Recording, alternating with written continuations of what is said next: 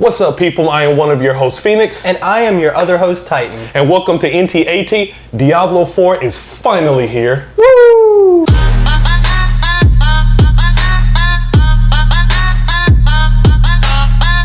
So, Diablo 4 is finally here. It took long enough, right? It did. After 2 betas and a server slam, we finally got the game in our hands. And it's been worth the wait. It definitely has. So what we want to do today is give the RPG audience, especially the ones who's never played Diablo, kind of a Diablo for Dummies look into the game to see if it's worth your time or not. And this is from a perspective of a newbie and someone who's only been playing since console, which is Diablo 3 and earlier this year, Diablo 2 Resurrected. All right, Titan, so we're going to start with you, okay? So I got my first interview question here. So this is your first Diablo game, right? Yep. Okay, so give us your first impressions of both the game and the story. No spoilers. This has been an incredible introduction to the Diablo franchise. Obviously, I didn't play 1, 2, or 3, but hopefully in the future I will be able to. Right. Because the story and the lore is just fantastic. I didn't know anything about the game, and when we were playing a mission, we ran into a character, and you were like, "Oh, you know, I've seen this person from the previous games," right? And I'm like, "Oh, that's crazy." And so I enjoy reading back on the lore and talking to some of the NPCs in game and trying to figure out, you know, what happened in the previous games to lead up to where we are now. Right. And so I'm really excited to see. Can I piece everything together by the time we're finished with the story, or can I just go back and just start listening to the older stories? Which is always surprising because lots of times when you have games that are co-op, the story is kind of the last thing that you expect to be worth anything. Most time people talk through the cutscenes, but we noticed that we got really quiet and was focused in. The cutscenes were amazing, and I'm interested, I'm invested in the story, so I agree with you. Yeah, it's been awesome. So what about the gameplay? Oh, gameplay. It's been really fun. I told you before, Last Epoch was like my introduction. It was kind of like my getting ready for Diablo. Mm-hmm. And this just blew that out of the park. I mean, the graphic quality, the world building, I mean, everything is just spot on. They did not miss a beat with this game. Right, because this is kind of your first isometric game, correct? Yep. That's the reason I started getting into Last Epoch is because I wasn't used to how that looked. To me, it was like really weird. Mm-hmm. And so then during the beta, I'm like, this is actually like after a little bit of time, you get used to it. I'm like, it's actually pretty fun. Right. And so now it's like second nature. You know, I don't even pay that even any attention anymore, and it's really fun. All right, so I have my first question for you. Okay. What makes Diablo 4 a good RPG? Well, I think what I've felt so far is that this is a return to form for some of the RPG-ness that I've missed. Okay. So as of recently, or let's say the past 5 years, there's been kind of a blending of action games and RPGs. So, you know, typically in action games, you don't really have a progression. Whatever it is that you have at the beginning of the game, you can use that to go through the game and beat the game. With the RPG, there's a number of systems that are in place that you have to engage with in order to progress the game or in order to be successful. Yeah. Diablo is that, and oh my God, I love it. Every system in there is set up where if you engage with it and you get it right, you can have success. And if you don't, then you know, okay, I need to go back. I need to look at my skills. I need to look at my passives. I need to look at my equipment. I need to look at the perks that I have. I need to upgrade my potions. I need to get new potions. Like, these are all the things that are there in this game. And it's so much fun. And it differentiates itself from the action games. Because now, you know, you've got action games that are, or RPGs that are action RPGs. And I love them. Don't get it twisted. I love almost all RPGs. But there is this thing where it's like you have the action where it's like twitch movement, right? Yeah. And so your success is not really based on the systems, but more or less on how fast you can move your controller or your hand-eye coordination, or you can reading this boss's movement, you know, and how fast you can dodge out of the way. Now, I'm gonna give an example, and it's one that we absolutely love, one of my top games of all times, but Elden Ring. Yeah. And Elden Ring is built that way, where you've got players, very talented players, who can stay at level 1 with no clothes on and a sword and can beat the game. Yeah. Well, in a game like Diablo, you can't do that. Exactly. You have to engage with the systems, and that's the difference, right? The difference is you get to jump in and you get to play with that, and that's something that you discovered here. Because how many times did you say, "Oh, I'm sorry, I'm back in my menu. This is taking a while. I'm sorry," and I'm like, "Dude, this is an RPG. This is fun." Now, it's not for everybody. Yeah. But if you enjoy messing with those systems, you enjoy min-maxing, you enjoy building up your character and like, okay, I picked this class, and now that I have this class, I'm gonna pick this, skill set, and I'm gonna try this out. Oh, that's not working well. Let me change it up. Going back to town and, all right, let me see what I want to destroy. Let me see what I want to sell. Let me see what I want to upgrade. All these things are things that I miss in a lot of RPGs that we used to have. And that makes it such an incredible game to play. Besides, the story's been engaging, as you mentioned before. The combat is a ton of fun, especially when you're playing with more people. So with other people, the game is even more fun because we have synergy going with each other. And that goes even further. We've had conversations where I'm like, hey, what does this skill do? And you're like, oh, this makes them vulnerable. And I'm like, oh, I've got this new piece right here that gives me X bonus whenever I hit an enemy that's vulnerable, and there's so much to it, and it's this song and dance, and it's a lot of fun. Again, like I said, it's not for everybody, but for RPG fans, this game is amazing. So the class you decided to settle on was Necromancer. Yeah. Okay, so what do you feel sets the Necromancer apart from the other classes? Oh, that's a really good question. I think the minions are the strong point for this character because it takes a lot of the pressure off me as a player. Right. I can let them take control of a lot of the situations.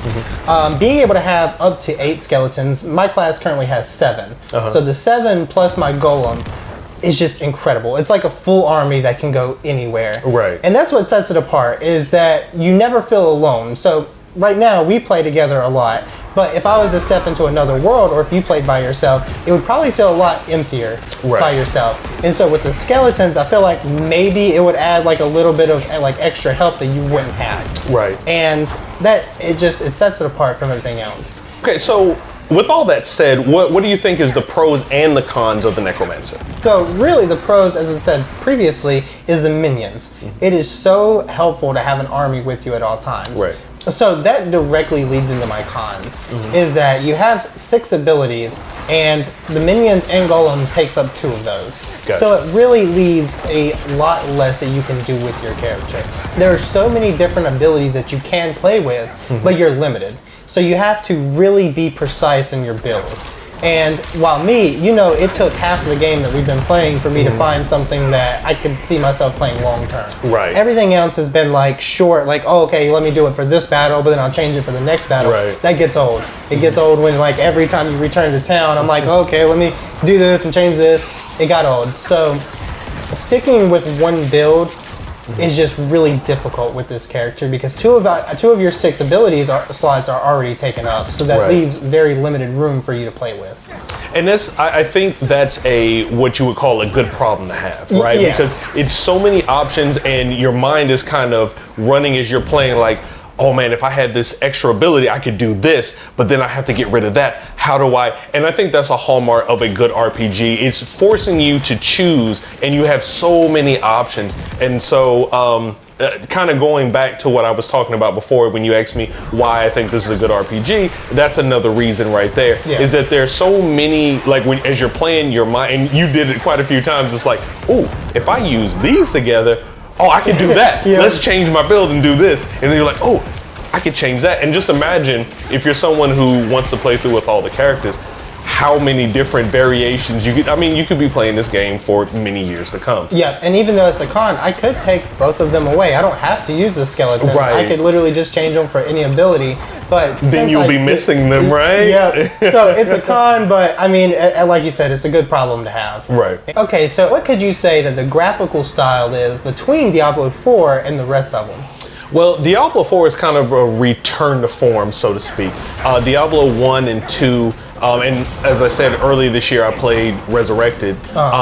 It's more of a realistic / gory feel to it. It's really creepy, right? It is. 3 kind of went to, I don't really want to mess this up, but more of a cartoonist, stylish type look. Okay. You remember during the beta when the skeletons had a really like the necromancer skeleton. They had this kind of glow to them, like really pronounced. Well, that's kind of how the whole game was. Okay. It wasn't bad. It didn't look bad, but it was just different. This is kind of returned to form, and you said it yourself as we've played through that some of the gore and dungeons, they look really creepy and downright nasty at times, and it's really cool. You know, it gives you start getting into this mode like, oh my god, this is like so creepy. And as you said, if you're playing by yourself in the dark, it could even be a little spooky, right? Yeah. So I really like that art style. It's like I said, a return to form. That's kind of what the first one and the second one were, what they were kind of going for. Okay. So I really enjoyed that art style. So with repetition being a big problem with games like this, do you see there being any replayability with the game? Actually, this is one of those games that has plenty of replayability. Okay. Because we're not an in-game, I can't speak on how the world opens up and what's going to be there to play. Yeah. But what I can say, especially through the campaign, as we've been discussing, is that just picking one character, you decide, hey, I like the sorcerer, I like the barbarian, you know, I like the necromancer. You have so many different builds that you can play with. And Diablo, again, I'm not as experienced as players who've been playing since 1, but I have been playing the last couple, is you can keep changing your build to kind of fit what you need to do as you go. We're on World Tier 2. That's what we're playing on. And there's up to 4 World Tiers at the moment. So as I'm playing right now, I'm playing a sorcerer. For example, when I first started it, I was running a kind of an elemental build, remember? And so I was using fire, ice, lightning. And now it's more focused into fire and ice, something I really like. But in my head, I'm thinking, oh, once I get the aspects that I want, once I get the armor pieces, the legendaries that have some of the stuff, I might change that to a full-on Blizzard build or a full-on Pyro build, you know, and that's something that's going to give it replayability because there's so many different routes to take. I could start this character over again once we beat it and go, okay, so I did the Blizzard build. Now I think I'm gonna do a lightning build. And then I can go back again and go, you know, I want to do a full elemental build and go all the way through the game with it. You know, I can keep changing, and that's one character. You know, I can go pick another character and do the exact same thing. So I think there's a lot of replayability, and that's what I said about RPGs having the different systems in place.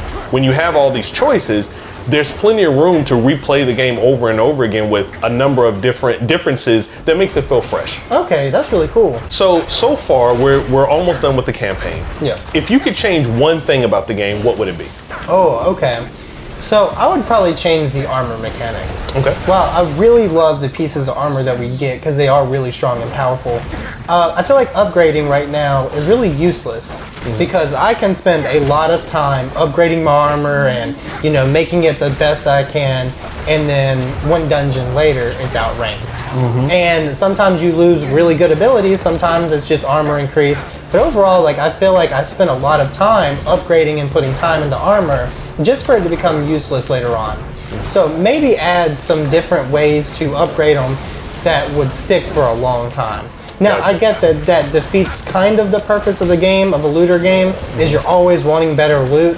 So find a way to balance it a little bit, because I feel like, you know, at this point, there's no real reason for me to go out of my way all the time to make sure that my armor is upgraded. This is very true, and I know that's a hallmark of a lot of RPGs, that you'll get equipment that's really good, matter of fact, maybe perfect for the current build, but it will be outclassed a little bit later on. And most veterans of Diablo know, okay, between level 1 and 50, I'm just going to end up getting something better. So not really going to engage with this particular system until after the fact. So I guess maybe a mechanic where they lock off those drops until you hit 50 is something that could possibly happen. But at the same time, I guess if it's a, you know, again, for the veterans, we're talking about the veterans, they're used to it, so they kind of take that equipment, throw it in their stash, and go, I'll pick this back up once I hit 50, and then I can kind of use it from there. So, but I definitely understand what you're saying, because that does get frustrating. You know, new shiny toy, I want to use it, and then all of a sudden it's like, well, time to throw it away. And another, this is like nitpicky for me, but with the Necromancer specifically, the armor look really just isn't there.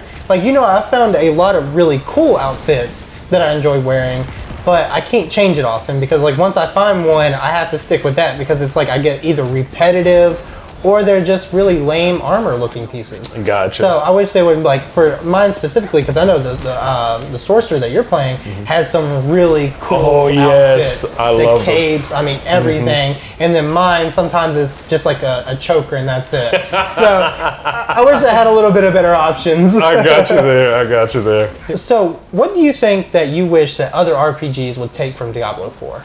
I think this goes back to my long answer at the beginning. The build crafting. Okay.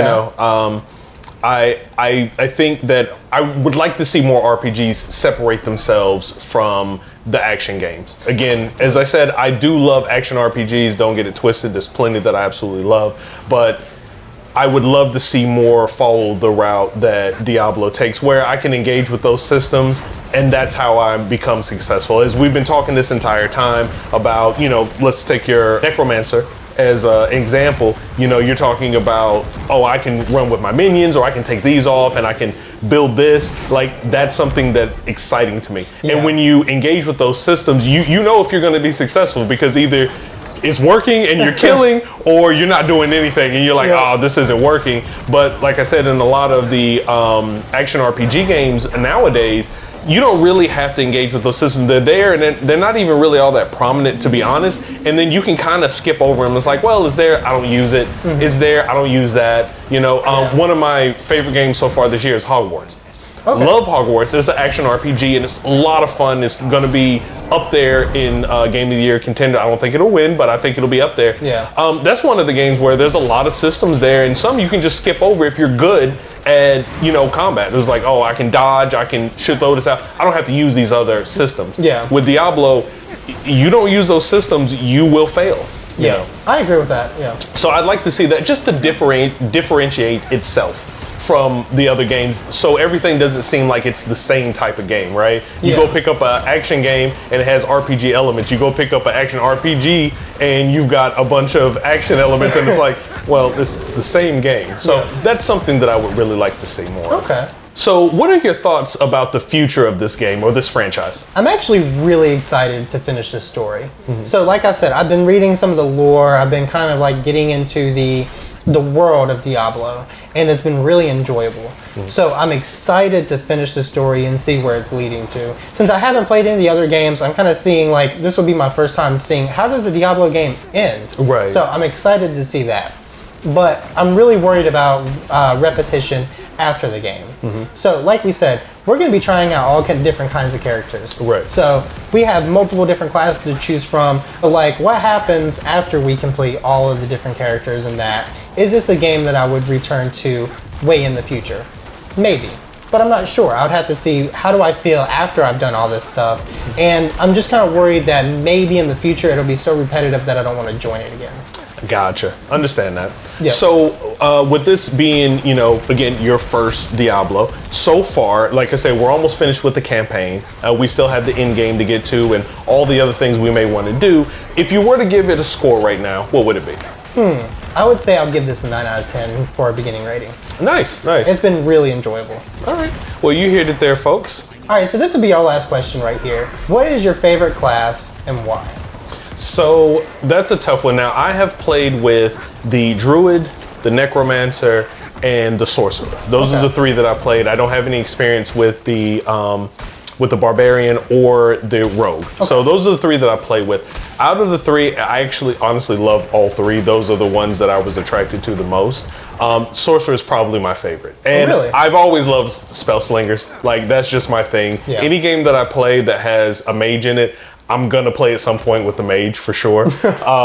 So, going back and forth between, because the Necromancer to me is just a dark mage, right? So I was like, which one? So, but the Elementals, you can't go wrong with them. It's definitely my favorite class for sure. So with my character, I decided, as I spoke earlier, to go with a Fire Ice build. Yeah. And I have a great rotation. I start with casting my serpents, or what is it called? Hydras? Hydras, yeah. That shoot the fire. And then I throw down a blizzard. and then right after the blizzard, then I throw my ice orbs. And usually by then, that kind of crowd controls everything, allowing you to come in and kill everybody that's left and not frozen. And I kind of go that rotation, and then if we have like a major or a boss, then I'll throw out my giant snake on the field, and that's kind of my rotation, and I absolutely love it. Like, it seemed like it would get old, but it doesn't. It is so much fun managing the battlefield, watching that, and I think that kind of goes back to what you were saying when you were like, when you get overwhelmed, you can kind of take a step back, part of your build, allow your minions to kind of keep the aggro, you can kind of reset yourself and then get back in the fight. And for me, I've got this rotation going where I'm controlling the battlefield so that you can do that. So I really enjoyed that part about my character. And as you said, there's some really cool gear that looks for my character. So I've absolutely loved that so far. And I really love how our characters work so well together. They do. I mean, we can demolish a battlefield instantly. Yes. Okay, so that wasn't our last question. We actually have a bonus question. Okay. So, what are you worried about with the game? And after you're finished, can you kind of give your beginning rating of what you think the game has been so far? Okay. The one worry that I have, and you can kind of tell me what you think about this. Okay. The design philosophy for Diablo 4, they decided to take kind of, I guess you would say, Skyrim approach. It's an older approach where as you level up, the world levels up with you. And if you've noticed, we're on level 30 something. I'm not sure where we're at. But as we're there, everything's getting harder, right? And not easier as we're gaining abilities and getting stronger. Where in a lot of RPGs, you start out feeling weak and you get stronger. In this case, we started out really strong and now you start to feel a little bit weaker. Right? So it used to take us just snap a few seconds to wipe out an army and we're done. Now it takes a lot longer. It's like I notice I'm going through my spell rotation a lot more, right? And I'm going over there. Now it's a ton of fun. I love that because I want the battles to last longer than 5 seconds. But I know we're here. By the time we get to level 50, 60, 70, 100, it's probably going to be brutal. And so I fear that for a lot of people that might end up being a turnoff where you have to min-max in order to survive. You know, you're not going to feel as strong, where a lot of other games you start out feeling weak, and we can go back to Hogwarts. You start out feeling a little inept, like you only got a few spells, you don't have enough. By the time you get to the end of the game, you're a spell slinging master and you're just wiping everything out. This is completely different. So what would you say that your beginning rating is so far? I love this game. I'm addicted. I'm completely addicted to this game. When we're not playing together, I've hopped on and built other characters to kind of get an idea of what I want to do next, and deleted them, and then jumped on with you and played. This is a solid 9 out of 10 for me as well. I absolutely love it. I think it's going to have long legs for me. I think it's something that, you know, at least until Starfield comes out, hint, hint, this is probably going to be the go-to game. And I'm excited to see how our thoughts change and progress over time. So when we give a final review after we've completed, you know, several different characters, completed the story, give it another rating to see kind of how we compared from our beginning thoughts to how we're going to finish it off. Exactly. All right, folks, that wraps up our Diablo video. It's been long-awaited time, so don't forget to join us every Friday morning. We'll be there. You be there.